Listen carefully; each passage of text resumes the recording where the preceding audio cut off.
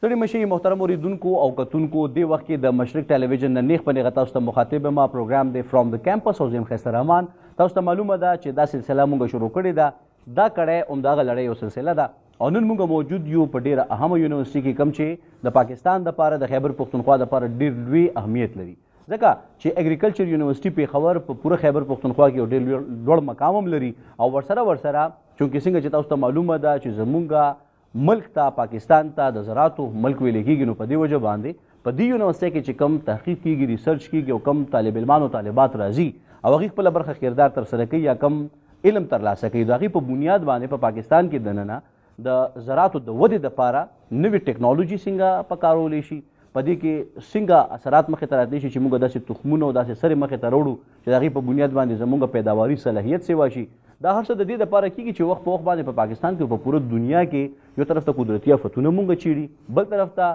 د انسانانو خپلې غلطۍ د آبادۍ د زیاتېدو په صورت کې مونږ ته نقصان را پیدا کوي او بل دا دی چې که مونږ کم افرادي قوت سیوا کوو نو د هغه شانتې تربیت هم نه کېږي چې مونږ سره سل په سله کوالټي پروډکټ مخې ته راشي نو په دې وجه باندې ضروري ده چې مونږ د دې طالب علمانو او طالباتو د هغه سوچ او فکر د هغه هڅو د هغه مشکلاتو باوجود چې دی خپل ځان برابري او د زمیندارانو دپاره کروندګرو دپاره اسانۍ پیدا کوي چې هغې د موسمیاتي بدلونونو منفي اثراتو نه باوجود داسې تخمونه داسې سرې او داسې د کروندې طریقې کار راوړي چې هغې د دې منفي اثراتو نه محفوظ وي او ورسره خلکو ته د خوراک په مد کې چې کوم موږ ته ځمکې نه ترلاسه کېږي هغه موږ ته په بهتره طریقه باندې راکړي دې سره د ځمکې د خوراک صرف انسانانو دپاره نه بلکې چې څومره هم څاروي دي چرګ چرګوړي دي د اوبو مخلوق دی هغې دپاره هم داسې لارې چارې لټوي چې په هغې کې ښه او بهترین خلک راشي او ورسره د ټولو نه غټه خبره دا ده چې په دې یونیورسټۍ کې دننه د دې په شخصیت باندې هم سل په سله کار کېږي چې هغه موږ سره داسې تکړه هنرمند افرادي قوت راولي چې د هغې په زړه کې انساني درد موجود دی او د خپل مقصد دپاره هغې چې کومې هلې ځلې کوي نو هغه مقصد هم ترلاسه کړي او ورسره د ثمراتو په شکل کې موږ سره پیسې ټکې د هغې چې کوم معاشي ضرورتونه دي د کور هم پکې پوره کېږي او دا چې کله یو فرد په خېټه باندې موړ وي او جیب یې پور وي د پیسو نه نو همدغه شان د هغه کورنۍ ته به سهولتونه د صحت په مد کې بنیادي ځاندرۍ په مد کې د اوبو په مد کې په اسانۍ سره ملاویږي بلکې دا اثر به پرې باسي اجتماعي زموږ د خیبر پښتونخوا اکانومي باندې معیشت باندې دا بیا پاکستان او بیا په پوره دنیا کې چونکې د ګلوبل ویلج شکل اختیار کړی دی نو په دې کې به د دې انسانانو د انفرادي هڅې او کوششونه اجتماعي کوشش ته وده ورکوي تقویت به ورکوي زما خوشبختي ده چې زه نن د هغه علمي ټاټوبي کې ناست یم چې په دې کې دا هنرمندان دا لوی ستر خلک چې د استاد په نوم باندې بللی کېږي دا بیا خبره ده چې په دې کې بیا د یونیورسټۍ په لیول باندې مونږ د استادانو ته د لیکچرر اسوسیټ پروفیسر او دغه شانتې بیا وایس چانسلر پورې دوی خپله برخه خدمات ترسره کوي او دې ځان له خبره ده خو دوی یو علمي بهیر کې راتېر شوي وي هغه زده کړې کړي وي او هغه زده کړې بیا نورو ته منتقل کوي او دا یو ډېر لوی کار دی ځکه چې پیسې په تقسیمولو باندې کمیږي خو علم په تقسیمولو باندې سیوا کېږي او دا د دې ویژن دی د دې بیشن دی او دا ډېر ستر او اعلی مقام والا خلک دي لګیا دی په دې یونیورسټو کې خپله برخه کردار ترسره کوي مونږ څنګه چې وخت په وخت باندې د دې چې کومې مسلې دي د تنخواګانو په حواله د پنشن په حواله په هغې باندې مونږ وخت په وخت باندې په پېښور یونیورسټۍ کې خبرې کړي دي دا شانتې دې ته هم یو کلو پلیټفارم دی چې دوی پې هغه خپل اواز رابرسېره کړي حکومت نه مونږ وخت په وخت باندې ګزارش کوو چې د ټولو نه زیات که تاسو فیسیلیټیټ کړي دا متعلقه محترمین استادان نو یقینا چې دا به موږ دپاره نوې نسل په بهتر طریقه باندې ټرین کړي شي او دغه تربیت یافته قوت به د پاکستان مټې جوړېږي د خیبر پښتونخوا د افرادي قوت د اسانتیاګانو دپاره به نورې لارې لټوي خوشبختي د زمان نن موږ سره چې کوم محترمین موجود دي د اګریکلچر یونیورسټۍ یا د زراعتو یونیورسټۍ پېښور د څانګې نو ډاکټر ماریا مسرت موږ سره موجوده ده کوم چې اسوسیټ پروفیسر ده د ډپارټمنټ آف سایل اینډ انوایرمنټل ساینسز دغه شانتې موږ سره ډاکټر همیرا وسیله میډم موجوده ده اسسټنټ پروفیسر ده دلته کې په اګریکلچر یونیورسټۍ کې خپل خدمات ترسره کوي او ډاکټر سایما سریر میډم ده چې موږ سره خپل خدمات ترسره کوي او ورسره ډاکټر بشرا حسن جان صاحبه ده اسوسیټ پروفیسر ده او دلته کې په اګریکلچر یونیورسټۍ کې خپله برخه خدمات ترسره کوي نو موږ به راځو او یقینا چې د پینل چې کوم لومبې ما تاسو سره متعارف کو دې نه علاوه موږ سره نور داسې فیکلټي ممبرز هم دي چې هغه په سیکنډ سیګمنټ کې په سیکنډ پینل کې موږ جوائن کوي او ورسره د دې قام د مستقبل روښانه سباون سټوډنټس چې هغه طلبا هم دي طالبات هم دي هلکان او جنکۍ دي هغوی موږ سره موجودې دي هغوی به موږ سره بیا په تھرډ سیګمنټ کې خپل پارټیسپیشن باوري کوي چې دلته کې څومره زده کړې کوي ویژن میشن څه لري او په مستقبل کې به د هغې اثرات څه نو بالکل جناب دې وخت کې به مونږه دا سلسله مخ په وړاندې بوزو او ړومبي پینل کې ډاکټر همیرا وسیله میډم مونږ سره موجوده ده. د دې نه به د خبرو آغاز کوو. میډم ډېره زیاته مهرباني مونږ ته د وخت راکولو، مونږ سره د شرکت کولو. دا لږ راته واضحه کوي چې دې وخت کې تاسو کومه عہده باندې موجود یې، ستاسو کی ریسپانسبلټیز یا چې کومې اهمې ذمہوارۍ دي نو هغه څه څه دي؟ السلام علیکم جی. وعلیکم السلام. زما نوم ډاکټر همیرا وسیله دی او زه اسسټنټ پروفیسر یم ډپارټمنټ اف هیومن نیوټریشن د اګریکلچر یونیورسيټي پېښور. جی بیسیکلی لایک زمونږ بینګ اسسټنټ پروفیسر زمونږ دوه مین ډومینز وی چې په باندې مونږ کار کو، یو وی ټیچینګ او بل وی ریسرچ. نو تاسو ته پته ده چې نن سبا د نیوټریشن لایک ډیر زیات ایشوز روان دي. کو تاسو NNS ډیټا وګورئ، نیشنل نیوټریشن سروے وګورئ، نو هغه کې تاسو ته پته لګي چې موستلی زمونږ ماشومان چې دي نو هغه سټنټډ اور انډر ویټ دي اور ویسټډ دي. نو مونږ موستلی نن سبا زمونږ ریسرچ ایریا چې ده نو هغه یا کمیونټي بیسډ ریسرچ مونږ کو یا مونږ چې دي نو کلینیکل بیسډ ریسرچ مونږ کو. نو په هغه کې مونږ مین کوشش هم دک دی چې ټیچینګ سره ماشومانو ته د ریسرچ هغه حواله سره هم په کار وکړو او هغه ته میکسیمم کمیونټي ایکسپوژرز ورکو او هغه په کمیونټي کې چې کم دا پرابلمز دي د هغه روټ کوز آئیډنټیفای کی چې څه وجه ده چې زمونږ د ماشومانو لکه دومره پروجیکټس روان دي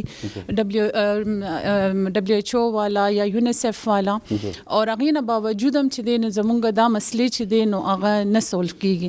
نو مونږ موستلی ماشومان بیا په کمیونټي هغه کې انوالو کو ریسرچ کې او هغه بیا مونږ ته ډیټا کلیکټ کی او هغه مونږ ته یو فیکټس پرووایډ کی چې دا څه وجوهات دي چې وجه نه زمونږ دا نیوټریشنل سټیټس د ماشومانو چې دی نو هغه نه امپروف کیږي.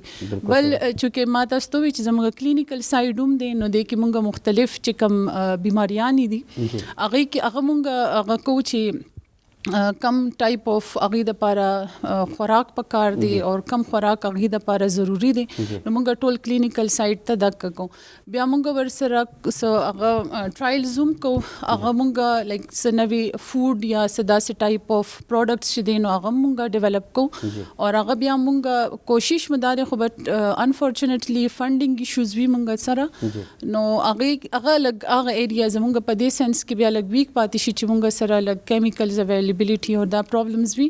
نو ادروایز مونږ دک کې باندې کار کو او هغه بیا مونږ چې کوم هغه دی انډستریز دي ای سره بیا مونږ لینکیجز ډیولپ کو. مېډم تاسو د ډیټا خبرو کا نو د ډیټا د کلیکشن چې کوم دا طریقې کار دی د دا عموم د دې په دې سبجیکټ کې شامل چې ډیټا کلیکشن څنګه کیږي او هغه ډیټا څومره حد پورې چې کوم دی هغه معلومات ساده خبره وکړو ځکه چې زموږ ډېرې میندې خویندې داسې هم دي چې هغې ایجوکیټډ نه دي خو دا پروګرام ګوري نو هغې ته په ساده لفظونو کې وایو چې دا کوم معلومات د جنکۍ هلکان راجمع کوي.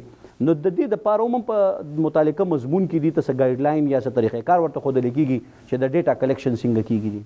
او جی زمونږ مختلف ټایپ اف سبجیکټس دي هغې کې ریسرچ میتھډالوجي یو سبجیکټ دی چې کې مونږ ماشومانو ته ښایو چې تاسو به خپل ریسرچ چې دی نو هغه به څنګه کنډکټ کوئ، تاسو به یو سبجیکټ چې تاسو سره وي نو تاسو به د هغې نه ریلیونټ ډیټا څنګه اخلئ ځکه چې لکه کمیونټي بیس ډیټا وي نو ډېر خلک نه پوهېږي چې لکه د دې یو کوېسچن به آنسر څنګه ورکوي. نو هغې بیس باندې مونږ ماشومان ګایډ کوو چې لکه بعض اوقات تاسو به کلوز اینډډ کوېسچنز کوئ یا اوپن اینډډ کوېسچنز به کوئ، څنګه به کوئ تاسو ریلیونټ ډیټا کو لیټ سپوز هغه کس نه پوهېږي تاسو به دا کوېسچن یا دا سوال چې دی هغه به څنګه ټویسټډ کوئ چې هغه کس تاسو ته خپل ریلیونټ ډیټا چې دی نو هغه پرووایډ کړي. نو داسې زموږ ریسرچ میتھډالوجیز هم یو سبجیکټ دی. بیا مونږ سره د کاونسلینګ هم یو سبجیکټ دی چې هغې کې مونږ وایو ماشومانو ته چې لکه تاسو سره سبجیکټس وي یا د تاسو څه پیشنټس وي نو هغې به تاسو نیوټریشنل کاونسلینګ څنګه کوئ، هغه به څنګه ایجوکیټ کوئ، هغې کې به څومره اویرنس پیدا کوئ. نو دا مونږ مختلف ټایپ اف لایک ډایټیټکس ریلیټډ هم مختلف سبجیکټس دي، کلینیکل نیوټریشن هم ډفرنٹ سبجیکټس دي، کمیونټي بیسډ هم دي، نیوټریشن ان ایمرجنسي داسې یو سبجیکټ دی چې لیټ سپوز ایمرجنسي سچویشن راشي څه فلډز وي یا نیوټریشنل سم ټایم ایمرجنسي راشي چې لکه ضروري نه چې مونږ سره فلډ یا څه ډیزاسټر راشي، بعض اوقات مونږ سره داسې د نیوټرینټ ډیفیشنسي سډن ډیفیشنسي مونږ سره شو شي نو هغه کیس کې به مونږ کمیونټي څنګه پریونټ کوو د دې ټایپ اف ډیفیشنسیز نه. نو داسې مونږ مختلف ماشومانو دپاره بیا ټریننګز او سیمینارز ورکشاپس هم بیا دې سره ریلیټډ مونږ ارینج کوو. بالکل صحیح ده.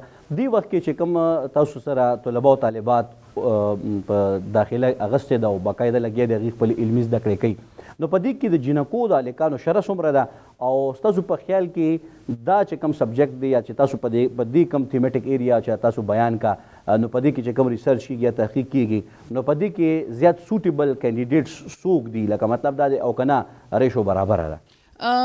ایکچولی دا خو خیر یو غلطه خبره ده چې ریشو د میل زیاته پکار ده یا د فیمیل زیاته پکار ده. هر فیلډ چې دی نو نه بالکل نه جی، هر فیلډ هر ماشوم د پاره ډسپایټ اف د جنډر چې دی نو هغه اوپن دی.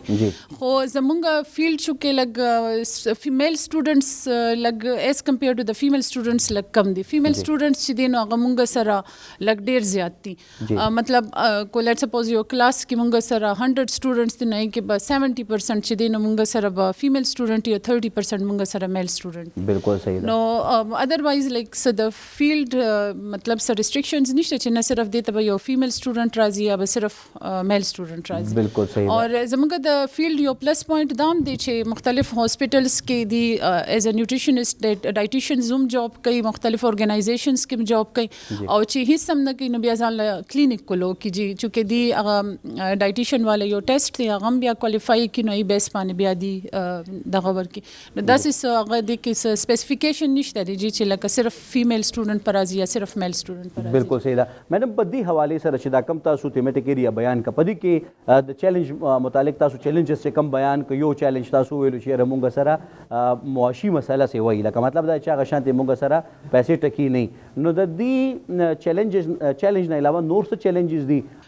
ایکچولی چیلنجز خو ظاهره خبره ده هر یو انسټیټیوټ تی یا هر ډپارټمنټ تی نوې تدای په مطابق چې دی نو چیلنجز وي. او کرنټلی چې لکه اوورال زموږ یونیورسيټي ته وګورئ نو زموږ ته فاینانشل پرابلمز ډیر زیات دي اور هغه کې ډیفینیټلی لک دا زموږ کوم گورنمنٹ دی نو هغه ورکې زمین سپورټر مونږ سره هیلپ کولی شي. ادروایز تاسو څومره ډیولپډ کنټریز وګورئ نو د هغې اکنامیکل سټیټس هم په دوه شیزونو باندې فایند آوټ کیږي چې د هغې مورټیلیټي اینډ موربیډیټي ریشو څومره ده پلس د هغې ایجوکیشن لیول څومره دی.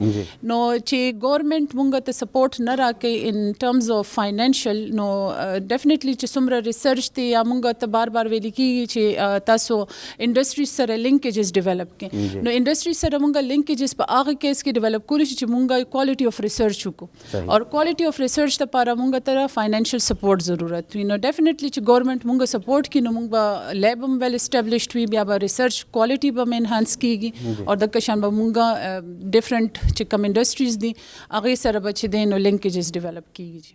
ډاکټر همیرا وسیله ډېر په تفصیل سره د خپل ذموارو متعلق پای کې د چیلنجز متعلق خبرې اترې وکړي. اوس به زه نیکسټ قدم اخلم د ډاکټر سایما سریر میډم طرف ته او ډاکټر سایما سریر چې کوم دی دوی هم د لیکچرر په حیث باندې هم په زراعت یونیورسټۍ پېښور کې اګریکلچر یونیورسټۍ پېښور کې خپل خدمات ترسره کوي. میډم ډېره مهرباني ستاسو د اهم او قیمتي وخت راکولو. لږ غونډه کې چې څنګه موږ سره ډاکټر همیرا خپل وضاحت وکړو چې د هغې ریسپانسبیلیټي څه دي نو تاسو ایز ا لیکچرر دلته کې څه خدمات ترسره کوئ دا خپل چې کوم ستاسو کی ریسپانسبیلیټیز دي کومې ذموارۍ دي نو زه یم چې په دې باندې لږ رڼا واچوئ. ډیره مهرباني چې تاسو مونږ ته نن نارې تاسو دونه ټایم راکو مونږ باندې کې څه د یونیورسيټي ریلیټډ هم وایو تاسو ته کم پرابلمز چې کوم مونږ فیس کوو لګیا ایگزیکټلی جی زمونږ د پروګرام میډم بنیادی مقصد هم دا دی چې مونږ یو طرف ته د یونیورسيټي د نن د ریسرچ کوم اصل مقصد یې په هغې خبرو وکړو خو چې څوک ریسرچ کوي یا څوک چې د علمي درسګاه چلوي نو هغه ته څه چیلنجز وي په هغې باندې هم خبره کوو خو کی ریسپانسبیلیټیز دا سودي څه دي میډم؟ جی بیسکلی خو ایز ډاکټر وسیله دا الیبریټ کو تاسو ته چې زموږ بیسک دوه ټیچینګ اینڈ ریسرچ دی نو زما بیسکلی ایز ا ډپارټمنٹ اف رورل سوشیالوجي زه ایم ایس سوشیالوجسٹ بائی پروفیشن زما پی ایچ ڈی په سوشیالوجي کې ده اور د لاست مور دین 18 ایئرز آئی ایم سرونگ دس ڈپارٹمنٹ رورل سوشیالوجي ایز ا لیکچرر اور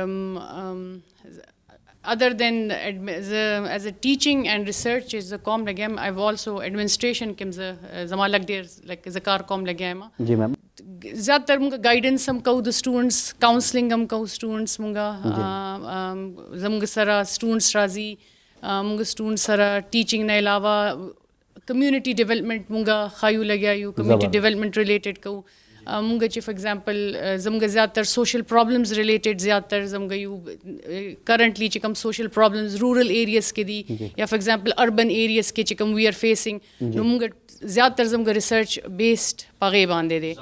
نو دا ډېره ښه خبره ده چې دلته کې طالب علمانو دپاره طالباتو دپاره د نفسیاتي دباونو نه د بچ کېدو دپاره فارمولې یا طریقه کار هم ښودلی کېږي. میډم د دې سوشیالوجي په اګریکلچر کې چې کوم اهمیت دی نو لږ ډېر خو ما پرې خبره وکړه چې لږ په دې باندې لږ واضحه کوي چې د زمیندارانو دپاره د یا هغه خلک چې کوم زمیندارانو ته علمي زده کړې ورکوي یا یې پوهېږي چې یاره دا فلانې سره استعمال کوي فلانې تخم استعمال کوي نو د دې دومره ضرورت په څه وجه باندې دی؟ ورې خبره دا ده جی دا یو خو اټیچیوډ بلډینګ ډېر امپارټنټ دی که نه. نو موږ سره چې کوم فار ایگزامپل سټوډنټس راځي اګریکلچر کې دلته سبق وی لګیا دی نو میجورټي اف دیم دا رورل ایریاز ته بلانګ کوي دی خپل علاقو ته بیا واپس ځي. زموږ زیات تر چې کوم ریسرچ کار دی مے بی ډایرکټلی دې شیزونو سره ریلیټډ نه دی مګر اټیچیوډ بلډینګ سره خو دی بیهیویر سره چې دی دی واپس ځي دی خپل کلو کې خپل کورونو کې خپل رشتہ دارانو سره ملاویږي دی اټیچیوډ بلډینګ کې بیهیویر چینجینګ کې هیبټ چینجینګ کې دی ډېر غټ رول پلی کولی شي. دی هغه شیزونه چې کوم ویچ آر ناٹ ګډ فار د کلایمیټ یا ناٹ ګډ فار د انوایرمنټ دی هغې کې ډېر غټ رول پلی کولی شي. دی خلکو کې اټیچیوډ چینجینګ یا بلډینګ کې دی ډېر غټ رول پلی کولی شي اینڈ اټومیټکلی چې کوم ریسرچ مونږ فار ایگزامپل سټوډنټس باندې کوو لګیا دغې مونږ ته ریزلټس کم را روان دي وچ آر ویری ګډ فار لکه زموږ هغې دپاره نو هغې کې ډېر چینجز مونږ هغې ته وایو نو دی اټومیټکلی بیا دی فردر چې کوم ارګنایزیشن سره کار کوي لګیا دي نو هغې سره دی مونږ ته لکه دے آر ګیونګ ویری پازیټیو هغې اسپیکټ کې نو مونږ هغې سینس کې ډایرکټلی اف مونږ نه یو هغه زموږ رول دی وذ فارمرز انډایرکټلی مونږ ضرور زموږ یو لکه رول مونږ پلی کوو لګیا یو. نو بینګ ا ټیچر تاسو ته څه چیلنجز دي چې په دې باندې خبرو شي او په اګریکلچر یونیورسټۍ کې وخت په وخت باندې داسې خبرونه راځي چې مالي فقدان دی یا هغه شانتې مسلې موجودې دي چې کوم استادانو ته هم کړه پیدا کوي او یا د پروموشن مسلې دي نو تاسو په یونیورسټۍ کې شته چې تاسو یې لږ غونډه کې وضاحت وکړئ مونږ ته. جی بیسکلی زموږ ټول چې کوم کیمپسز دي مین کیمپسز all of them are facing the same problem څنګه چې زموږ اګریکلچر یونیورسټۍ کې پرابلم دی. مونږ سره داسې فیکلټي ممبرز دي along with me چې مونږ لاست so many years now stagnant یو زموږ پروموشنز نه دي شوی دیکھیں automatically if we are happy we will our students will be happy. دا یو کامن کور کې وګورئ تاسو پلار خوشحالی مور خوشحالی بچی خوشحالی دا یو سمپل هغه دی زموږ ته په وخت تنخواه ملاویږي نو کور کې زموږ فیملیز خوشحالی نو دلته فائنانشل بیا پروموشن دا اٹ از آل انٹر کنیکٹڈ ود ون انادر. اف دا شی نوی نو انسټیټیوشن ور باندې ډېر زیات افیکټ کیږي مونږ انپوټ نشو ورکولی چې څونه پورې زموږ خپل پرابلمس کې مونږ ونښتي دا یو ریکویسټ دی ټو د ګورنمنټ لکه دا یو ډېر بیکاز ټیچر چې دی دا بلډینګ باډي کې راځي دا چې څونه پورې ستاسو ټیچر استاد خوشحاله نه نو ستاسو څنګه تاسو استاد زموږ د معاشرې یو ډېر امپارټنټ ایسن دی تاسو هغه نه خوشحاله او زموږ دا مین یونیورسټي ستاسو اګریکلچر یونیورسټي پیشا یونیورسټي دا ستاسو اولډ یونیورسټیز دي بېشکه ستاسو نیو یونیورسټیز کې هیڅ ایشوز نشته مګر اولډ یونیورسټیز نه سټوډنټ ریشو هم ستاسو لاړو ایډمیشنز هم لاړو دا دې باندې تاسو وګورئ وټ از د ریزن چې خلک ایډمیشنز نه کوي خاص ستاسو ټیچرز ستاسو پینشن والا خلک هغه دي غریبانان دې ار سفرینګ ستاسو ټیچرز ار سفرینګ تاسو government should pay attention to this is a very important fact. تاسو راشئ مانه استاد نه تپوس وکړئ why are you crying تاسو ولې دې تکلیف کې بیا به تاسو ته پتو لګي چې انپوټ ولې ستاسو نشته ستاسو دونه غټ انسټیټیوشن دونه ښکلې یونیورسټي ده ولې خرابه شوه نو this is a very important the government should now pay attention to this fact ډېر زیات حالات خراب شوي دي دا ریکویسٹ دی ټو دس اسپیشلی دس پریزنٹ گورنمنٹ دس از اے ویری امپارٹنٹ یو آسپیکٹ چې زموږ پروموشن زموږ اوس ایکسپیکټډ سلیکشن بورډ دی اینڈ اٹ از ناٹ هیپینګ دا یو ډېر غټ ریکویسٹ دی شوډ بی هیپی پکار دی چې اوس وشي زموږ ته اینڈ وی زموږ ټول ټیچران دي ډېر زیات اوس ډسهارټ شوي دي د هر دې سچویشن نه. نیکسٹ پینلسٹ طرف ته به ځم زموږ خوشبختي ده ډاکټر ماریا مسرت میډم موږ سره موجوده ده. میډم ډېره مهرباني د خپل هم قیمتي وخت راکولو دا راته ووایي چې بنیادي طور باندې خو موږ د ریسپانسبلیټیز هم خبره وکړه او په دې حواله باندې موږ خبره وکړه چې نفسیاتي دباونه څه دي د استادانو د مسلو متعلق هم خبره وشوه چونکې دا ریسرچ یونیورسټي ده او پکې باقاعده ریسرچز کیږي په زراعتو باندې نو ستاسو په کوم مد کې خدمات دي او هغه خدمات څنګه چې کوم دی تاسو په بهتره طریقه باندې لګیا دي ترسره کوئ؟ میرا ڈپارٹمنٹ جو ہے سوائل اینڈ انوائرمنٹل سائنسز ہے. جی میم. پشتو میں اس کو ازمکہ اور ماحولیات کہہ سکتے ہیں, اور اردو میں اس کو ترابیات اور ماحولیات کہہ سکتے ہیں. ہم مختلف شعبوں میں کام کرتے ہیں. ہم نہ صرف ریسرچ کرتے ہیں اور بلکہ ٹیچنگ بھی ہمارا ایک ہے. ہم لوگ ابھی ماشاءاللہ سے ہماری کوشش یہ ہے کہ ہر ایک ڈسٹرکٹ کی فرٹیلیٹی میپنگ ہو جائے, اور ہم اس پہ ہمارے اسٹوڈنٹس ریسرچ بھی کر رہے ہیں. ہم لوگ نئے فرٹیلائزرس, ایسے آرگینک فرٹیلائزرس بھی بنانے کے لیے کوشش کر رہے ہیں, جس سے کہ ہماری زمین کو زیادہ سے زیادہ نقصان نہ پہنچے اور ہم اچھی سے اچھی فصل بہت کم زمین سے حاصل کر سکیں. یہ بھی ہمارے بہت سے ایسے کام چل رہے ہیں. یہ پروجیکٹس جو ہیں, یہ آپ اس کو پروجیکٹس نہیں کہہ سکتے, یہ ہماری اپنے اسٹوڈنٹس کی ریسرچز ہیں. آئیڈیاز ہمارے ہوتے ہیں, ہمارے اسٹوڈنٹ اس کے اوپر کام کرتے ہیں.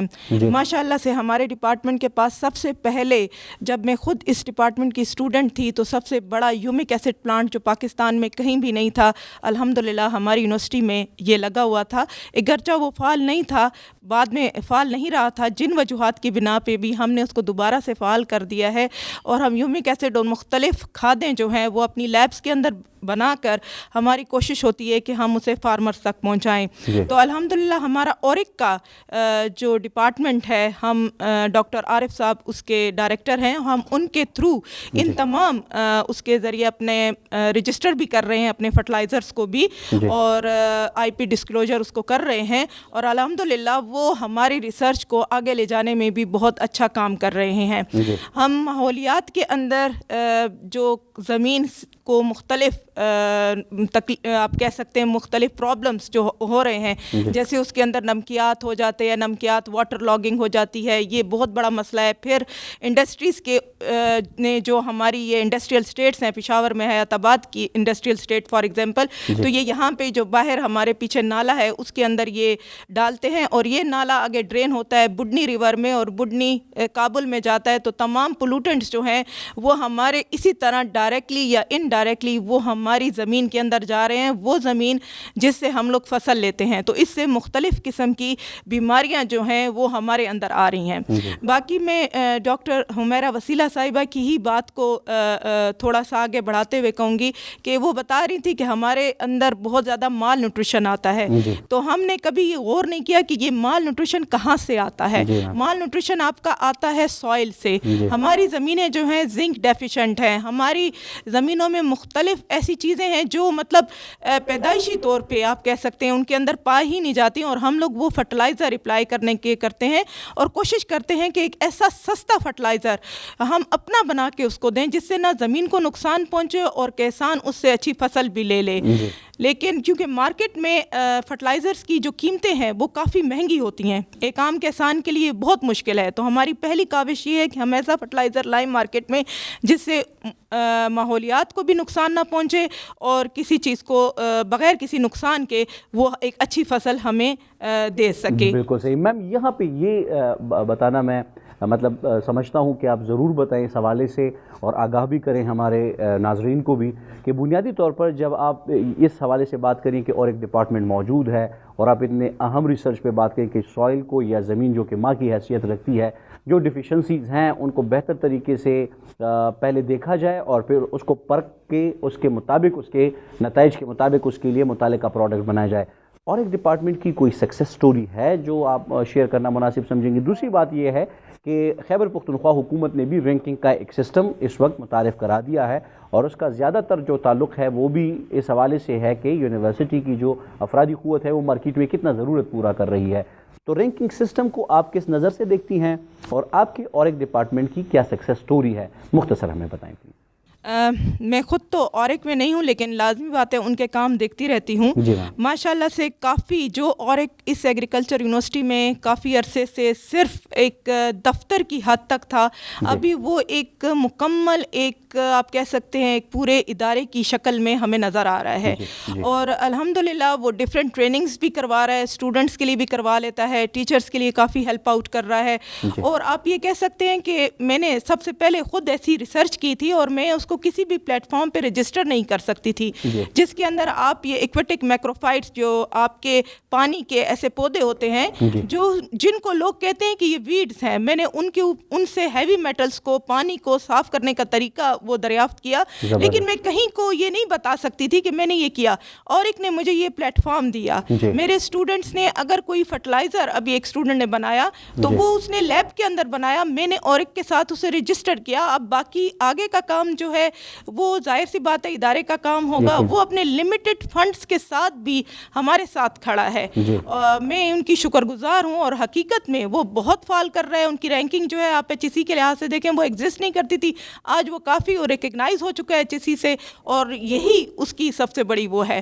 اور جو آپ نے فرٹیلائزرز کی رینکنگ کی بات کی, تو ایک دو دن پہلے لاہور سے ہمارے چیئرمین صاحب جو تھے وہ میٹنگ کر رہے تھے. اینگرو یوریا اور یہ تمام جو انڈسٹریز ہیں ان کو ہم نے بتایا, پنجاب والوں کو بتایا کہ ہم لوگ بھی فرٹیلائزرز بنا رہے ہیں, تو آپ لوگ ہمارے ساتھ بھی اس چیز کو مد نظر رکھیں, کیونکہ یہ زمین صرف پنجاب میں نہیں ہے, یہ زمین سندھ میں نہیں ہے, بلوچستان میں نہیں ہے, یہ ہمارے پاس بھی موجود ہے. اور الحمدللہ ہمارا پوری کیمپس, بلکہ میں دعوے سے کہہ سکتی ہوں ہمارے پاس سیالکوٹ کے بھی سر سیمپلز آتے ہیں. ہم سوئل کے سیمپلز ہر ایلیمنٹ الحمدللہ ہمارا 1980 کا کوئی انسٹرومنٹ ہے وہ بھی ورکنگ کنڈیشن میں ہے, اور جو ابھی ہمیں انٹرنیشنل اٹامک انرجی کمیشن نے جو انسٹرومنٹس ہمیں ڈونیٹ کیے ہیں ہم نے ان کے اوپر بھی کام کر رہے ہیں. تو ہمارے پاس باہر سے سیمپلز آتے ہیں انالیسس کے لیے. ہاں, جو ہمیں ڈرا بیک آتا ہے وہی جو میڈم نے کہا کہ ہمیں کیمیکلز کی مد میں بہت زیادہ مسائل آ جاتے ہیں, ہم اپنے طور پر اس کو کسی نہ کسی طریقے سے حل کر کے اپنے ڈپارٹمنٹ کو آگے چلانے کی کوشش کر رہے ہیں. لیکن ظاہر سی بات ہے وی نیڈ فنڈس, اینڈ دا گورنمنٹ شوڈ, اگر وہ چاہتی ہے کہ اس کی رینکنگ یا یونیورسٹیز کی رینکنگ اچھی ہو, یا ہم کوئی اچھی چیز باقاعدہ مارکیٹ کے اندر لانچ کریں اور کے پی کا سر فخر سے بلند کریں پورے پاکستان میں کہ پنجاب نہیں بلکہ انہوں نے ہماری یونیورسٹی کو رجسٹر بھی کر لیا اینگرو والوں نے کہ یہاں پہ بھی یہ کام ہوتا ہے, تو یہ بڑی بات ہے.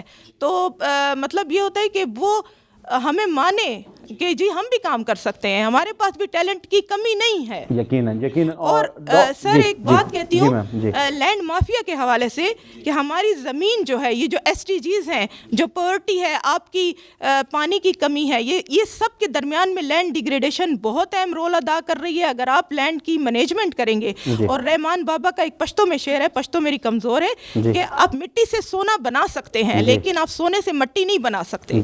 یہ رحمان بابا نے کافی ٹائم پہلے کہا تھا, اور آج لوگ جو ہے ہاؤسنگ سوسائٹیز بنا کے اپنے بچوں کے لیے انویسٹمنٹ کر رہے ہیں, لیکن یہی مٹی ان کو دوبارہ نہیں ملے گی. یقیناً یقیناً. ډیره زیاته مهرباني ډاکټر ماریا مسرت, یقیناً چې ډېر ښکلې خبرې وکړې, او د دې د خبرو نه دا وضاحت مخې ته رالو چې بنیادي طور باندې د وسیلو منصفانه مینجمنټ انتهایی زیات ضروري دی, او بیا د ځمکې د کر کروندې چې کومه ځمکه د دې اهمیت انتهایی لازمي دی. بهرحال دلته کې یو دماغ لو, او د مې نه پس به مونږ خبرې اترې کوو چې څنګه په بهتره طریقه باندې دغه اقدامات مخ په وړاندې تللی شي, او دا مقاصد چې کوم یونیورسټو ځان ته ایښي دي د دې په اصول کې دوی څومره حده پورې پرمختګ کړی دی. د مې نه پس واپس راځو.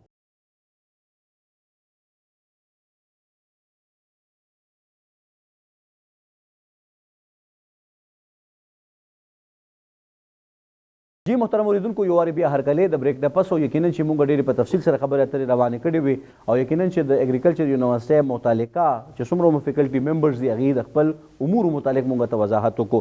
وړاندې به ځو, او د خپل د دې پینل چې کوم زمونږ آخري پینلیست د ډاکټر بشرا حسن جان صاحبه, ایسوسیټ پروفیسر د په اګریکلچر یونیورسټۍ پېښور کې, ډېره مهرباني میډم د وخت راکولو. تاسو راته د خپل چې کوم ستاسو متعلقه ذمواري دي د هغې متعلق لږه خبر وکړئ. بسم الله الرحمن الرحیم. تھینک یو سو مچ فار د انویټیشن. زه جی زما نوم ډاکټر بشرا حسن جان دی, او زه اسوسیټ پروفیسر په طور خدمات انجام ورکوم په ډپارټمنټ اف رورل سوشیولوجي کې, اور دینا اول زه ایکس چیئرپرسن پاتې شوې م د ډپارټمنټ, نو لږ ډېر ایډمنسټریټیو ریسپانسبلیټیز مو, او نن سبا ټیچنګ اینډ ریسرچ کې. بالکل صحیح ده. دا لږ راته ووایي چې تاسو سره خو د ډفرنټ سکول اف تھاټس او د لرې پرتو علاقو خلک هم راځي, نو د طالب علمانو او طالباتو تر اوسه پورې چې کوم ستاسو د نظر لاندې تیر شوي دي, نو د هغې د علمي تنده څومره حده پورې وه، یعنې مطلب دا دی چې څومره په بهتره طریقه باندې هغې د زده کړو کوشش کړی دی، او څومره حده پورې داسې سټوډنټس راغلي دي چې هغه تاسو دپاره چیلنج جوړ شوی دی. هغه چیلنجز څه دي چې د سټوډنټس په سایکي کې داسې اثرات وي چې هغې او د علم ترمنځ څه خنډان یا مسلې را پیدا کوي؟ اچھا دیکھیے خو ټول ناول خو به زه دا وایم چې زمونږ چونکې تعلق چې دی هغه سوشیالوجي سره دی. سوشیالوجي از بینګ کلیو لس ورته ووایي لکه رورل سوشیالوجي د دهي علاقو د کلیوالو ټولنپوهنه چې دا دې ته وایي که نه. نو بینګ ا سوشیالوجسټ لکه زموږ ډپارټمنټ کې ډفرنٹ سپیشلایزیشنز دي د فیکلټي ممبرز، نو هغې کې منټل هیلث هم شته دی، هغې کې د چایلډ سایکالوجي هم ده، هغې کې ډفرنٹ کمیونټي ډیولپمنٹ پروګرامز هم دي. نو کوشش خدای چې موږ اول خپل سټاف منځ کې ماحول ډېر ښه ساتو، بیا هغې نه علاوه سټوډنټس. نو زموږ ماشاءالله سټوډنټس ریشیو ډېر زیات ښه دی په یونیورسټي کې، او ریسرچ هم داسې سیریس ټاپکس باندې کېږي چې کم لاسٹ 20 ایئرس کې لکه لاسٹ 20 کالو کې دا زموږ صوبه چې دا ډېره زیات متاثر شوې ده نیچرل کلایمیټیز په وجې، اوور پاپولیشن په وجې، نور داسې فیکټس دي. ټول نه غټ پکې پروفیشنل چینج دی، ایګریکلچرل پروفیشنل چینج دی، بیا کلایمیټک کنډیشنز دي. نو دا ټول څیزونه چې دي دې وجه نه لکه دا شعبه چې دا سوشیالوجي چې دا د دې ډېر زیات امپورټنس دی، ځکه چې ډایرکټ انسان پکې انوالو دی، د هغې بیهیویر پکې انوالو دی. نو الحمدلله زموږ سټوډنټس چې دي چې چا موږ نه ګریجویشن کړی دی لکه ایم فل، پی ایچ ډي، ایم ایس سی آنرز، دا ټول زموږ 5 ډسپلنز دي په ډپارټمنټ کې، بی ایس سوشیالوجي. نو ډېر زیات سټوډنټس داسې دي چې هغې ښه خپل جابس باندې دي، بزنس هم کوي خپل، او ډېر سټوډنټس داسې دي چې هغه په فارن کې فردر ایجوکیشن، هایر ایجوکیشن دپاره تللی دي. نو زموږ د ډپارټمنټ په دې که سټوډنټ دغه باره کې تاسو پرابلمز باره کې وایي، نو ټول نه اول خو فاینانشل پرابلم دی. ډفرنٹ علاقو نه د کې پی ډفرنٹ علاقو نه سټوډنټس راځي، او هغې ته د فی مد کې ډېر زیات پرابلمز دي چې زموږ فی چې دا فی ټرف چې دی هغه لږ زیات دی. نو هغې باندې مونږ کار کوو لګیا یو چې هغه لږ شانتې مونږ کټ کولی شو. نو هغې سره دا دی چې زموږ سټوډنټس چې دي هغه لږ شانتې فاینانشل ایشوز ورته فیس کېږي، ادروایز یونیورسټي کې فیسلیټیز شته دی او سټوډنټس ښه کیټر کېږي. بالکل صحیح. په ټول ډپارټمنټس کې اوورال په یونیورسټۍ کې دننه چې کله تاسو سټوډنټ وئ او موجوده وخت کې د ټیکنالوژي اهمیت څومره سیوا شوی دی ستاسو په نظر کې؟ ټیکنالوژي اهمیت خو دومره زیات سیوا شوی ده چې اوس هم چې خبره چې زه خبرې کوم نو کرستو بریډفورډ یونیورسټي یا د بل یونیورسټي بیک گراؤنډ لګوم نو تاسو وایي چې زه بهر چېرته یونیورسټي کې ناسته یم. اے آئی سره دنیا ډیره زیاته بدله شوې ده، او که موږ دا بیهیویر باندې ډیر زیات اثر کوي اوبویسلی. نو که دا مونږ اے آئی پازیټیو سنس کې یوز کو، خپل د کلی دا چې کوم زمونږ دغه د کلی ولس دپاره، کرکیله دپاره ډفرنٹ لکه دغه د چې پروډکشن زیات شي، د خلکو بیهیویر چینج شي، پازیټیو سنس کې که مونږ لو نو د دې ډیر زیات فایدې دي. اور زمونږ مین ایم هم دا دی، د اګریکلچر یونیورسټي یو مشن دی، یو ویژن دی چې مونږ اے آئی په تھرو باندې او الکترونیک دغه باندې خلکو لا ډیوایسز باندې دا چې کوم زموږ زمینداران رونه خویندې دي هغې له داسې انفارمیشن ورکو، هغې له داسې ایجوکیشن ورکو چې هغې خپل پروفیشن نه شفټ ته نه راځي او هغې کې خپل ترقي او پاکستان الټیمیټلی ترقي دپاره کار کوي. نو بالکل محترمو کتونکو، زموږ پروګرام فرام د کیمپس به همدغه شانتې جاري وي. دلته کې موږ فیکلټي ممبر سره خبرې وکړې او په لوی شمېر کې طلبا او طالبات دې وختې آؤٹ ډور د دې ځای نه بهر مونږ ته په انتظار دي. نو یې سره به هم خبرې اترې کوو چې په یونیورسټۍ کې دننه څنګه انوایرمنټ دی، هغې ځان دپاره کوم مقاصد ایښي دي او دغه مقاصدو د حصول دپاره تر اوسه پورې څه کوششونه شوي دي. نو خبرې اترې به کوو خو دمې نه پس.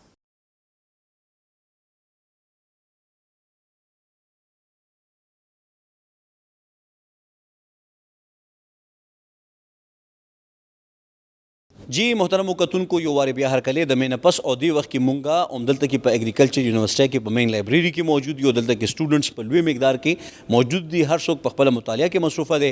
خو ورسره مونږ سره هغه سټوډنټس چې کوم د خپلو مسلو په حواله باندې یا د دې پروګرام متعلق مونږ سره خپل کمنټس شریک کوي یا په یونیورسټۍ کې دننه هغې څه ویژن او میشن لري یا څه د ټیلنټ مظاهره کوي. نو مونږ سټوډنټس چونکې اهم سټیک هولډر دي په دې پروګرام کې، نو هغې سره هم خبرې اترې کوو. دې وخت کې ما سره درې فیمیل سټوډنټس یا زنانه سټوډنټانې ناست ناسې دي سره به خبرې اترې کوو. تاسو را سره خپل تعارف وکړئ، نوم هم څه دی او په کوم ډپارټمنټ کې تاسو خپل زده کړې کوئ جی؟ السلام علیکم، زما نوم ملیحه انعام دی او زه هیومن نیوټریشن اینڈ ډایټیټکس ډپارټمنټ سټوډنټ یم. بالکل صحیح ده.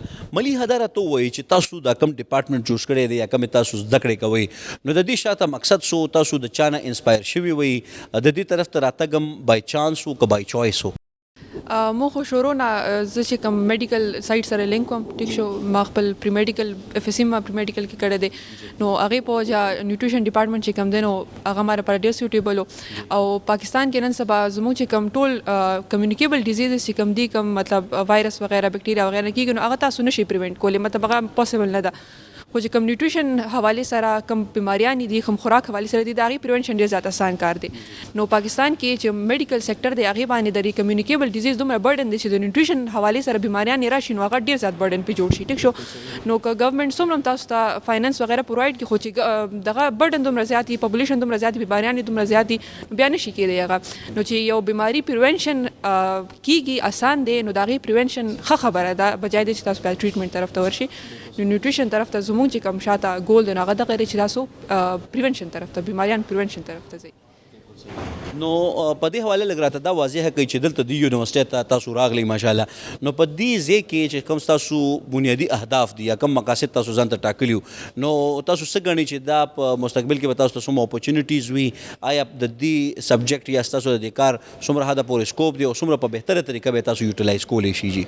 زمونږ دلته پېښور کې چې څومره یونیورسټیز دي کوم کې نیوټریشن حوالې سره ډیګرانې کېږي، نو هغه یا داسې ډیګرانې لکه هغه صرف نیوټریشن یا پبلک هیلث طرف ته ډیګرانې. اګریکلچر یونیورسټي کې چې کومه ډیګري ده هغه نیوټریشن پلس ډایټیټکس ډیګري ده، نو هغه تا ته کمیونټي کې هم اپورچونیټیز پرووایډ کوي، جاب اپورچونیټیز، او تا ته کلینیکل کې هم جاب اپورچونیټیز پرووایډ کوي. ټیک شو، مطلب ډایټیټکس چې هغه بیا کلینیکل سره لینک کې، نیوټریشنسټ چې کوم دی هغه کلینیکل سایډ طرف ته نشي تللی. نو چې تاسو نیوټریشن اینډ ډایټیټکس والا چې ډیګري وکړئ، نو تاسو کمیونټي کې هم جاب کولی شئ، مینس تاسو چې کوم د ایجنسیانې وغیرہ دي، WHO، یونیسیف، دې سره تاسو کار کولی شئ. او که تاسو کلینیکل طرف ته رالئ، نو بیا ډاکټرز مطلب دغه چې کوم دي هاسپیټلز وغیرہ چې کوم دي هغې کې به تاسو جاب کولی شئ. نو زموږ خو دغه اهداف دي چې د ایجنسیانې کوم دي، یونیسیف وغیرہ چې کوم شو، هغه پاکستان کې دننه هم ډېر ښکلي پروګرامز نن سبا چلي، پاکستان نه بهر هم ډېر ښکلي پروګرامز چلي، نو هغې کې تاسو ته مطلب پاکستان کې دننه هم تاسو خو جاب اپورچونیټیز ملاویدلی شي، پاکستان نه بهر هم تاسو ته دې کې جاب اپورچونیټیز ملاویدلی شي. یعنی مطلب دا دی چې زمونږ د طالبات چې کوم په اګریکلچر یونیورسټۍ کې سبق کوي، نو دوی د ښکاره ویژن او میشن سره راغلي او دغه شانتې دغه خپله سلسله وړاندې بوځي. موږ سره سیکنډ د اګریکلچر یونیورسټۍ سټوډنټ موجوده ده، تاسو را سره خپل تعارف وکړئ، ستاسو نوم څه دی، کوم ډپارټمنټ کې سبق وایي؟ السلام علیکم، زما نوم ملائکه حسیب دی او زه هم د HND 8 سیمسټر سټوډنټ یم، اور بس دا زما فاینل ایئر دی، انشاءالله آئی ویل کور اٹ. دا راته ووایي چې په دې یونیورسټۍ کې د داخلي اغستو بنیادي مقصد سو او د هغې په شا باندې کم داسې محرکاتو چې تاسو په اګریکلچر یونیورسټۍ کې په دې متعلقه علومو کې زده کړه کوئ لګیایي او دلته هم دا ډگری ترلاسه کا؟ ایز مائی جونیئر سیز کہ جو ہمارے پاس یہ ڈپارٹمنٹ ہے، ہمارا ہیومن نیوٹریشن کا جو ڈپارٹمنٹ ہے، تو یہ زیادہ تر یونیورسٹیز میں نہیں پایا جاتا ہے. ہمارے پاس یہ کچھ اسپیسیفک یونیورسٹیز ہیں جن میں ہمارے پاس یہ ہے. اور جو میں نے چوز کیا ہماری میڈیکل فیلڈ تھی، ہم نے FSC بھی میڈیکل میں ہی کیا اور ہم میڈیکل سے ہی ریلیٹڈ ہم نے آگے فیلڈ چوز کرنی تھی. ہمارے پاس بہت ساری فیلڈز ہیں. آج کل کے اگر ہم اسٹوڈنٹس کو دیکھتے ہیں تو وہ زیادہ تر MBBS اینڈ BDS کی طرف جاتے ہیں. اگر MBBS اور BDS کو دیکھا جائے تو وہاں پہ اب اس چیز کا اتنا اسکوپ نہیں رہا، کیونکہ ہر ایک اسپیشل ڈاکٹر، اسپیشلسٹ ہر جگہ موجود ہے. لیکن جب نیوٹریشن کے ریشو کو دیکھا جاتا ہے تو نیوٹریشن جو ہمارے پاس اس کی فیلڈ ہے یا اس کے جو ہمارے پاس ڈاکٹرز ہیں یا اس سے ریلیٹڈ جتنے بھی بندے ہیں، تو وہ ہمارے پاس ایز ہماری پاپولیشن وہ بہت زیادہ کم ہیں. اگر آپ ایک سپوز لیتے ہیں کہ اگر آپ کے پاس تقریباً 6 ارب کی آبادی ہوتی ہے، تو 6 ارب کی آبادی میں ہمارے پاس تقریباً 2 لاکھ بھی نیوٹریشنسٹ یہاں پہ موجود نہیں ہیں. تو یہ ہمارے لیے ایک باعث فخر ہے کہ ہم یہ فیلڈ ہم نے چوز کی ہے. اور میرے پیرنٹس نے مجھے یہ فیلڈ چوز کرنے کے لیے فورس کیا تھا کہ میں یہ فیلڈ لوں. تو میں اس کے لیے مطلب خوش نہیں تھی، لیکن جب میں نے فیلڈ چوز کی اپنے پیرنٹس کو میں نے دیکھا، دین مجھے کافی اچھا لگا کہ انہوں نے میرے لیے ایک اچھا ڈیسیشن لیا ہے اور یہ کافی اچھا رہا میرے لیے. یقینا چې مونږ وخت په وخت باندې د دې طالباتو سره خبرې اترې روانې دي او د دې طالباتو یا د دې جنکو په بنیادي طور باندې د علمي زده کړې کول د دې شاته یو ویژن او میشن موجود دی او په بهتره طریقه باندې دوی د خپل یونیورسټۍ متعلقه د تدریسي شعبې نه ډېر زیات مطمئن هم دي او دا خبره هم ورته هم ښکاره ده چې په مستقبل کې به دوی څومره په ښه او غوره طریقه باندې خپله برخه خدمات ترسره کولی شي. یو بل سټوډنټ مونږ سره موجوده ده، هغې سره هم خبرې اترې کوو. تاسو را سره خپل تعارف وکړئ، نوم هم څه دی او په کوم ډپارټمنټ کې کومې زده کړې کوئ جي؟ السلام علیکم، زما نوم حافظ عروج دی او زه هیومن نیوټریشن ډپارټمنټ نه یم. اصل کې چې زما کوم فیلډ دی د دې باره کې زما کافي کنسرنس دي چې کوم زه تاسو سره ډیلیور کول غواړم. څنګه چې زما ملګرو خبره وکړه صحیح ده چې لکه زموږ فیلډ دی ډېر امپورټنټ دی، خو چې کوم زموږ سوسایټي ده هغې کې هغه عمره امپورټنس دې له نه میلاویږي. چې کوم عام کس دی هغې له د دې باره کې هېڅ هم پته نشته. نو د دې وجې نه چې کوم ګورنمنټ لیول دی هغه لیول باندې زموږ فیلډ له هغه عمره امپورټنس نه میلاویږي څونه چې میلاوېدل پکار دي. ګورنمنټ لیول باندې موږ سره جابس نشته. چې کوم زموږ ټیچرس دي صحیح ده، چې کوم زموږ وزټینګ لیکچررز دي هغې هم سفر کوي. هغې زموږ چې منیمم کم سیلري ده موږ له چې کم میلاویږي پرایویټ کلینکس کې، ګورنمنټ کې زموږ جابس نشته. چې کم پرایویټ کې په منیمم سیلري موږ له بیسک شروع کې میلاویږي هغه موږ سره 15K ده. 15K کې دې دور کې سم نه کېږي. او زموږ دا چې کوم فیلډ دی دا دونه امپورټنټ دی، هیومن نیوټریشن اینڈ ډایټکس چې لکه ډایټیشن نیوټریشنست دی پاکستان له دونه امپورټنټ دي چې زموږ کم پاپولیشن دی زموږ ټول ورلډ کې هغه په 3rd نمبر باندې دی ډایبټیز کې. نو تاسو سوچ وکړئ چې ایز ا نیوټریشنست زموږ څونه ډېر امپورټنس دی، خو دې سوسایټي کې د پاکستان کې هغه عمره کنسیډر کیږي نه. نور خبرې وروسته راځي، فیورټیزم، کرپشن وغیره. خو چې یو شیز تاسو ریکوګنایز کوئ نه نو هغه به خپل کار څنګه کوي. چې کم ډیولپډ نیشنز دي فار ایگزامپل UK، هلته هر سکول کې خپل نیوټریشنست دي، هلته هر کس ډایټیشن لزي خپل خبره کول دپاره، خپل ډایټ صحیح کول دپاره. نو تاسو د هغې ډایټ هم وګورئ، د هغې خلکو تاسو جنیټکس وګورئ، تاسو د هایټ وګورئ، تاسو د ویټ وګورئ. خو چې کوم زموږ سوسایټي ده دلته تاسو ګورئ چې ورځ ته ورځ سټنټینګ کېږي یا صحیح شو گروتھ ریټارډیشن کېږي. دغه ولې کېږي؟ مال نریشمنټ کېږي ایون دو چې پیسې شته خلکو سره، خو اوبیسټي زیات نه زیاته کېږي. دا ولې کېږي؟ ځکه چې دې سوسایټي کې دا خلک چې دي که نه دې زموږ امپورټنس نه ریکوګنایز کوي. نو دې یونیورسټي کې هم فنډز راځي، ښه ډېر فنډز راځي، خو نیوټریشن ډپارټمنټ له نه میلاویږي. زموږ لیبس چې دي هغه ډېر زیات هر لیول باندې لیک کوي. چې کوم زموږ HEC ده هلته چې کله زموږ دا سلیبس ډیسایډ کېږي نو هلته هم چې کوم پینل کینی که نه هغې کې موږ سره چې کوم بایو کیمسټري والی، فوډ ساینس والی، هغه خلک زیات دي ایز کمپیر ټو نیوټریشنست. نو تاسو سوچ وکړئ چې ورکوټ لیول نه غټ لیول پورې زموږ چې کوم ګریجویټس دي دې له امپورټنس نه میلاویږي. نو بیا موږ څه کوو؟ موږ پرایویټ کلینکس ته ورفلزو. خو هغه هم تاسو دا وګورئ چې خلکو له نشته پته چې موږ څه ووه. خلک ما چې دی لاست سمر انټرنشپ کول هغې ما له ویل چې وټ آر یو، هغې له پته هم نه وه چې زه څه یم او زه څه کومه. نو بیا به هغې ما نه فایده څنګه والي چې هغه یو بیسک لیول باندې هغې له پته نشته. نو زه غواړم چې کم از کم ګورنمنټ زموږ چې کوم فیلډ دی د دې چې پوسټ راوستل هاسپټلز کې، سکولز کې، نو چې دا امپورټنس یې موږ له راکړو نو داسې به سوسایټي موږ ریکوګنایز کړي. نو د ګورنمنټ دی کې ډېر بیسک رول دی او موږ خپل کار خپل طرف نه پوره کوو. ایون دو زموږ سلیبس چې هغه زیاتر انوایرمنټ بیسډ دي rather than nutrition based. نو زه غواړم چې زموږ سلیبس چې غټ لیول او کورګوټې لیول چې نیوټریشنست کینی، چې کوم زموږ کار دی هغه هم نیوټریشنست کوي. موږ نه غواړو چې زموږ سلیبس چې کوم کس ډیسایډ کوي هغه د بایو کیمسټري یا د هغه فوډ ساینټسټ یا موږ غواړو چې کوم زموږ سلیبس کوم کس ډیسایډ کوي هغه د ډایټیشن یا او چې کوم موږ له جابس میلاویږي هغه موږ له د امپورټنس میلاو شي تاکي پاکستان کې چې کوم سټنټینګ دی، اوبیسټي ده، گروتھ ریټارډیشن دی، مال نریشمنټ دی، هغه زیات نه زیات کم شي. ځکه چې هغه اکانومي باندې ډېر غټ بوج راولي. که هغه موږ نه کمو زموږ اکانومي ورځ ته ورځ ډاون کېږي. rather than کرپشن، فیورټیزم، دا هر څه بهر لاړو خو مونږ ریکوګنایز کیږو نه. مونږ غواړو چې مونږ ریکوګنایز شو.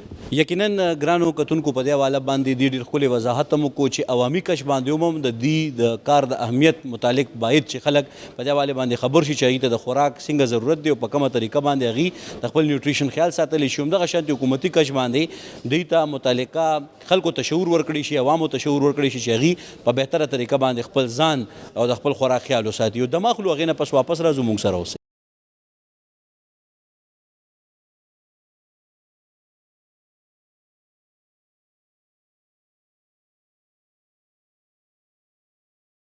بالکل جناب د مې نه پس یو وارې بیا هرکلې موجود یم په اګریکلچر یونیورسټۍ پېښور کې طالبان را سره هم ولاړ دي طلبا را سره هم ولاړ دي یقینا چې څنګه موږ طالباتو سره خبرې کوم دغه شان دی په دې یونیورسټۍ کې چې کوم هلکان سبق کوي هغوی هم په بهتر طریقې سره یو ویژن او میشن سره راغلي دي تاسو را سره خپل تعارف وکړئ. السلام علیکم زما نوم چې کوم دی امیر ماویه دی او زه دلته بیچلر کوم او 6 سیمسټر مې دی په آرټیفیشل انټیلیجنس کې او دې نه علاوه چې کوم دی زه دلته ډفرنٹ سوسایټیز کې یعنی یوت ډیولپمنٹ سنټر کې یم او دې نه علاوه د فرابي ساينس سوسایټي چې کوم دی وایس پریزیډنټ هم.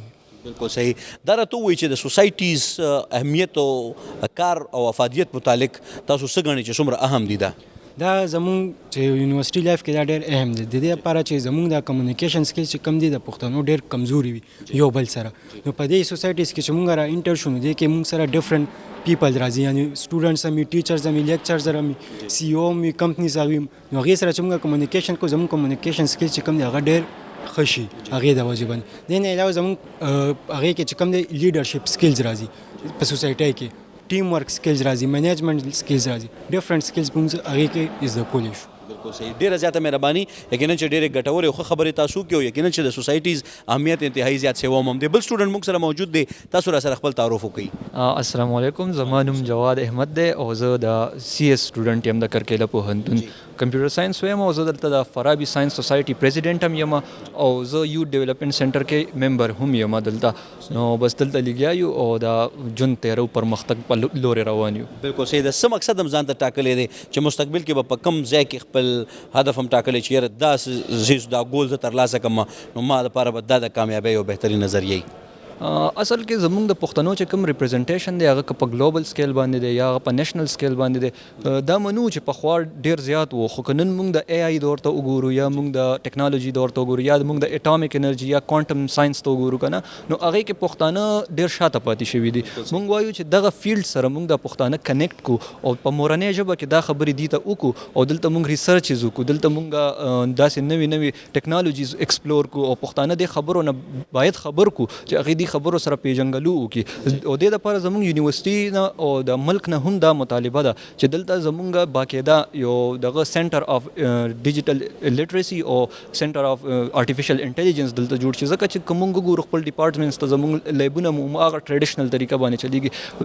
دا منو چې خپل ټیچران خپل پوره محنت کوي پوره کوشش کوي خپل کاوش کې لګیا دي خو چې زموږ کم دلته ریسورسز موږ ته مهیا شوي دي هغه ریسورسز اوس هغه ماډرن زندګۍ سره نه دغه کیږي الاین کیږي کنه سمون نه خوري. نو موږ حکومت تم دا وایو چې که په نسټ کې ریسرچ کیږي نو په پېښور کې په کرکیله پوهنتون کې ولې ریسرچ نه کیږي؟ بالکل صحیح. ډیره زیاته مهرباني او مننه چې تاسو خپل خبرې اترې موږ سره شریکې کړي. بل یو سټوډنټ هم موږ سره موجود دی تاسو را سره خپل تعارف وکړئ. مائی نیم از محمد حارث.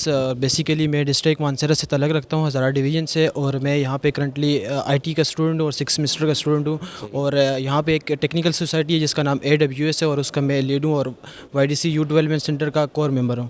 بالکل صحیح. یہ مجھے بتائیں کہ آپ مانسہرہ سے یہاں پہ تشریف لائے ہیں تو آپ کو یہاں پہ یونیورسٹی کا انوائرمنٹ اور پشاور میں مختلف لوگوں سے مل کر کیسا لگتا ہے اور آپ اپنے لیے ایک محفوظ اور اچھا ماحول اس یونیورسٹی میں سمجھتے ہیں؟ جی جب میں شروع میں یہاں پہ آیا تو انیشلی مجھے کافی زیادہ چیزیں فیس کرنے کی ملی ہیں کیونکہ نیا انوائرمنٹ نئی لینگویج نئے لوگ اور ان کے درمیان سروائیو کرنا آپ کے لیے بہت مشکل ہے کیونکہ آپ نئے لوگ ہوتے ہیں. بلکہ میرا ایک ویژن یہ تھا کہ جب میرا یہ ویژن ہے کہ میں جہاں بھی جاتا ہوں میں ان کے لوگوں کے ساتھ گھل مل جاتا ہوں ان کے ساتھ جو بھی ایکٹیویٹیز ہوتی ہیں ان میں ضرور انگیج ہو جاتا ہوں. باقی کا انوائرمنٹ جو تھا وہ تو کافی اچھا تھا لیکن یونیورسٹی کی طرف سے میرا ایک شکوہ بھی ہے جس کو ہمارے سارے اسٹوڈنٹ فیس کر رہے ہیں کہ ہماری یونیورسٹی اور اسٹوڈنٹس کے ایڈمنسٹریشن کے درمیان کافی زیادہ گیپ ہے جس کی وجہ سے اسٹوڈنٹس کا ادر سرگرمی میں زیادہ انٹرسٹ لینا مطلب کہ وہ کم ہے وہ اسٹڈی وغیرہ کی طرف سے. لیکن یہ ہم اپنی یونیورسٹی یا اپنی گورنمنٹ کو بھی یہ کہیں گے کہ وہ اسٹوڈنٹ انیشیٹوز کے اوپر زیادہ کام کریں ان کی سوشل ایکٹیویٹیز کے اوپر زیادہ کام کریں جیسا کہ آج کی اینٹی نارکوٹکس کا ایک سیشن ہوا جہاں پہ اسٹوڈنٹس نے مینٹل اویئرنیس سیشنز ارینج کیے ملٹیپل ایسے سیشن انعقاد کیے جائے تاکہ اسٹوڈنٹس اپنی اچھی سرگرمیوں میں زیادہ انٹرسٹ لیں بجائے کہ وہ دوسری سرگرمی کی طرف لے جائیں. بالکل صحیح, بہت شکریہ. یقیناً چې د منصیري د طالب علم مونږ سره موجود یو بل طالب علم مونږ سره ولاړ دی, تاسو یو سټپ را مخکې شئ نو تاسو سره به هم خبرې وکړو. تاسو را سره خپل انټروډکشن وکړئ پلیز. السلام علیکم سر, my name is Huzaif Ahmed. I am the student of BS Agriculture at the University of Agriculture, Peshawar. Okay, what is your hobbies and what is your mission and vision? Okay, my hobbies are horse riding and playing table tennis, and my mission is to provide the agriculture difference in Pakistan. So that's why I joined the University of Agriculture, Peshawar. Are you satisfied from the facilities or environment in Agriculture University, Peshawar? Yes, I am satisfied from everything. The university provided each and everything what the student needs. اوکے, تھینک یو سو مچ. یقیناً چې دا ملګری مونږ سره هم د اګریکلچر یونیورسيټي طالب علم دی او دوی هم خپل احساسات مونږ سره په انګریزي کې شریک کوي. یو بل طالب علم مونږ سره د گلگت نه هم دلته کې په اګریکلچر یونیورسيٹي کې سبق کوي. السلام علیکم, آپ اپنا تعارف کریں اور یہ بتائیں کہ گلگت بلتستان سے آپ یہاں پہ تشریف لائے ہیں تو انوائرمنٹ آپ کو کیسا لگتا ہے اور آپ کی جو بنیادی ضروریات ہے آپ سمجھتے ہیں کہ وہ فلفل ہو رہی ہیں؟ جی وعلیکم السلام, میرا نام توقیر الیاس ہے اور بیسکلی میرا گلگت بلتستان سے تعلق ہے. اچھا, گلگت بلتستان سے ہمارا نومینیشن ہوا تھا ادھر ایگریکلچر یونیورسٹی میں اور میرا BBA ڈپارٹمنٹ ہے, ابھی 6 سیمسٹر چل رہا ہے. تو میں اپنے ٹیچرز کے حوالے سے بات کروں گا. یہاں پہ اسٹڈی کیسی ہماری جا رہی ہے نا, تو ہمیں بڑے اچھے ہمارے ٹیچرز ہیں, بڑے سپورٹیو ہیں, ہمیں ہر چیز میں ہر لحاظ سے ہمیں سپورٹ کرتے ہیں. تو ہم بزنس, میرا مقصد یہ ہے کہ بزنس پڑھ کے جو ہے آج کل ہم دیکھتے ہیں کہ گورنمنٹ جاب لیول پہ کمپٹیشن زیادہ ہے, تو اپنے پیروں پہ کھڑے رکھنے کے لیے آپ کو اپنا بزنس کوئی لانچ کرنا چاہیے. تو میرا بھی یہ ہے کہ میں اپنا جو ہے انشاءاللہ اسٹارٹ اپ لوں گا اور انٹرپرینیور بنوں گا انشاءاللہ, اور گلگت جا کے وہاں فیسلٹیز ریسورسز تو بہت زیادہ ہے لیکن ان کے لیے مینجمنٹ کوئی نہیں ہے, پلاننگ کوئی نہیں ہے. انشاءاللہ ہم یہاں سے گریجویٹ ہوں گے اور اپنا ایک بزنس وہاں پہ انشاءاللہ گلگت میں لانچ کریں گے, اور باقی جو ہے جاب اپرچونیٹیز بھی ہم انشاءاللہ فراہم کریں گے. بہت شکریہ. یقیناً یہی ایک بنیادی مقصد بھی ہونا چاہیے, اور آپ اگر فار ایگزامپل اپنے لیے ایک راہ چنتے ہیں تو اس راہ پر چڑھنے کے لیے آپ کے جو مشکلات اور مسائل ہوتے ہیں اس کے مطابق آپ آگے چل کر اپنا مقصد پاتے ہیں, تو یہ بہت ضروری بات ہوتی ہے. یقیناً اوریدونکو اګریکلچر یونیورسيټي د یو بل طالب علم را سره موجود دی. تاسو نوم څه دی, خپل تعارف را سره وکړئ او تاسو څه ګڼئ چې په یونیورسيټي کې څومره په بهتره طریقه تاسو د انوایرمنټ میلاو دی؟ زما نوم حمزه حبیب خان دی, زه چارسدې سره تعلق ساتم. زه دلته کې اګریکلچر یونیورسيټي سټوډنټ یم, BS IT 6 سیمسټر. او یونیورسيټي ماحول حواله سره موږ خبره وکړو نو یونیورسيټي کې مختلف ایکټیویټیز دي چې هغه زموږ دپاره بینیفیشل دي. فار ایگزامپل مختلف سوسایټیز دي دلته کې هغې سوسایټیز د وجې موږ ته مختلف سیمینارز, مختلف سیشنز, مختلف کورسز موږ ته آفر کیږي چې هغه موږ له بیا په فیوچر کې ډېر زیات مدد راکوي, ډېر زیات هیلپ راکوي. او اوورال چې یونیورسيټي خبره وکړم نو اوسه پورې یونیورسيټي څنګه ماحول دی, زه د یونیورسيټي ماحول نه هوپفلی سیټسفاید یم. بالکل صحیح ده, ډېره زیاته مهرباني او مننه.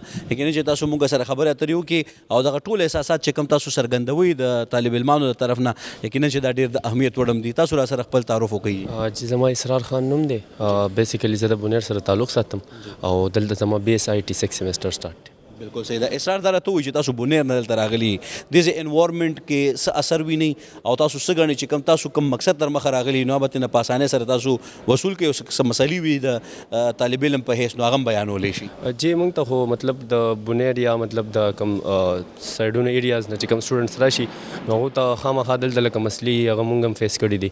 خو اوورال یونیورسيټي ماحول که موږ ووایو نو مطلب د ټیچرز د طرفه خو ورته موږ ښه ووایو, خو لکه ټول یونیورسټیز آل اوور د کنټري موږ وګورو نو لکه مسلې په ټولو کې شته, سیم هغه دلته هم شته. لکه زه د IT سټوډنټ یم نو مطلب زموږ چې کوم ریکوایرمنټس دي دلته لیبس شو, پریکټیکل کار شو, نو د هغې مطلب د سره دغه هم نشته که نه, د سره نشته.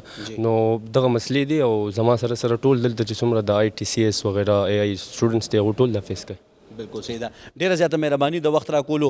محترمو کتونکو, یقینا چې مونږ د فیکلټي ممبر سره هم خبرې وکړې او ورسره د سټوډنټ سره هم او زمونږ بنیادي مقصد هم دی چې دوی سره دغه خبرې اترې زمونږ جاري پاتې شي او دوی خپل احساسات مونږ سره شریک کړي. یقینا چې دغه طالب علمان چې کوم مونږ سره د نن په پروګرام کې شریک شو نو ډېر په ښکلي او په بهتره طریقه باندې خپلې خبرې وکړي. یو بل طالب علم هم مونږ سره موجود دی. ستاسو نوم څه دی او خپل تعارف را سره وکړئ او یونیورسيټي کې تاسو ته څومره حده پورې فیسلټیز دي یا مسایل دي پای باندې خبرو. بسم الله الرحمن الرحیم. زما بیسیکلی تعلق د بونیر سره دی او دلته اګریکلچر یونیورسيټي کې BSIT 6 سیمسټر یم او سکلز ویب ډیولپر یم.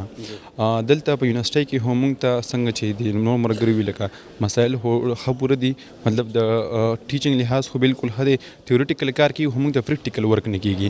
زموږ لیب سیستم چې کوم دی کمپیوټر نو الته مطلب هغه شان پراپر پریکټیکل ورک موږ ته نه کیږي.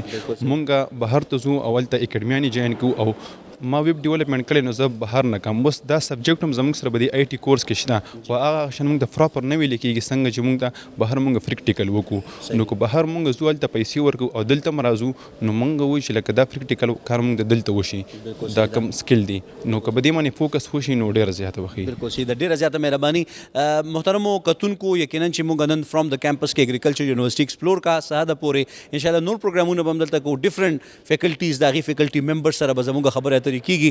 همدې سره زموږ د پروګرام فرام د کیمپس وخت سرته رسي. د کیمرامین آصف علي قادري سره ښایسته رحمان تاسو نه اجازت غواړي. د الله پامان ښاد او آباد او بریالي اوسئ.